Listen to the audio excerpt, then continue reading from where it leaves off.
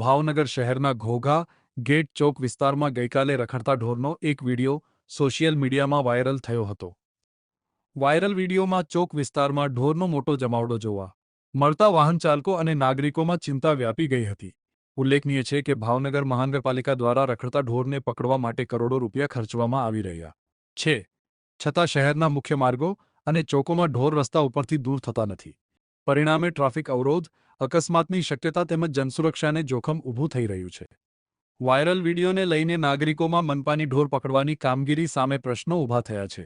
આખરે ઢોરનો જમાવડો કેમ થઈ રહ્યો છે અને જવાબદારી કોણે લેવી તે મુદ્દે તંત્રની કામગીરી પર સવાલો ઊભા થયા છે.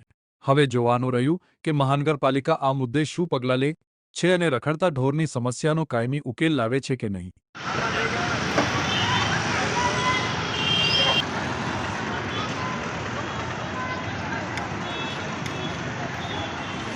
I